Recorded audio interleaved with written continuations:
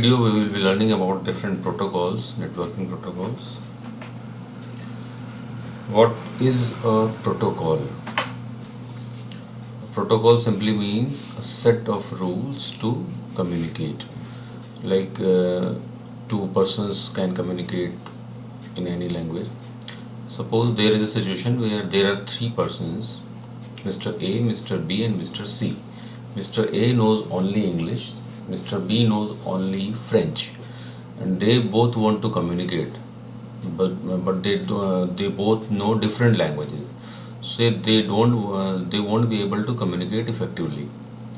Mr. C knows both the languages. Mr. C knows French as well as English also. So if Mr. C is put between Mr. A and Mr. B, then they can have a smooth communication, because Mr. C will translate the communication. Mr. C will translate everything from Mr. A to Mr. B.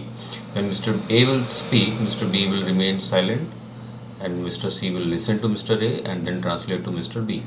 And vice versa. When Mr. B will speak, Mr. A will remain silent, and Mr. C will listen to Mr. B and translate to Mr. A. So this rule will let the communication happen between Mr. A and Mr. B. In the same way, when computers want to communicate, there are certain protocols which let the communication happen between computers. So this is the definition of protocols. There are many protocols in networking. The most commonly used are TCP and IP. TCP stands for Transmission Control Protocol and IP stands for Internet Protocol. They are commonly used together. So to send any data is divided into packets, and the packets are sent from source to destination, and in the destination the data gets reassembled and it is forwarded. IP, Internet Protocol, it is designed to basically as addressing protocol. It takes care about the different routes. Like if you have to go from place A to place B and there are certain routes available, and there is some traffic in some particular route, so you will take alternate route. So this part is taken by IP protocol. We all use emails. We send emails, we receive emails. So when we send emails, the protocol used is SMTP, Simple Mail Transfer Protocol. And once you receive email, the protocol used is POP3, Post Office Protocol version 3.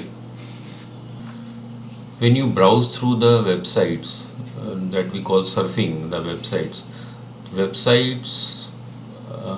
are developed using HTML, and there are links on images or on text.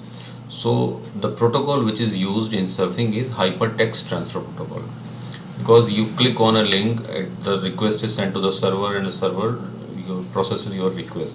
So the protocols which is used is HTTP. That is the normal Hypertext Transfer Protocol.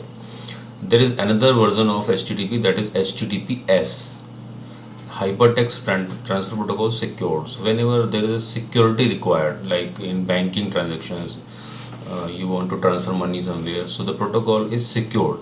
So that is HTTPS, Hypertext Transfer Protocol Secured. Whenever you see a lock symbol, and it refers to HTTPS. Many times we require to download or upload files, and we also require to log into a computer which is not near us, it is somewhere else. So whenever we transfer a file, we upload a file or download a file, the protocol uses FTP, File Transfer Protocol. That is a normal file transferring protocol. But if you want to have a secure connection for file transfer, the protocol used is Secure File Transfer Protocol, SFTP. Whenever you connect to a remote computer, so there is a protocol Secure Shell, SSH, that creates secure connection whenever we log into a remote computer. Whenever you want to log into a remote computer, suppose you have a PC which is working as a server, web server, and that is at your home, and you are away from your home and you want to log into your system. Your system is up and running, and from a remote PC you want to log in. So you can use a telnet utility. So Telnet is a terminal emulation program for TCP/IP network such as internet. So you can use Telnet utility. It is also available in Microsoft Windows. So you just have to configure it.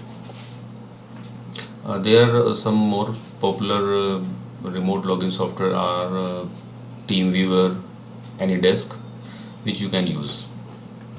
For file transfer, we have also SCP, Secure Copy Protocol, that allows to transmit files from one machine to another with the encryption benefits of SSH. Most SSH clients include SCP capability.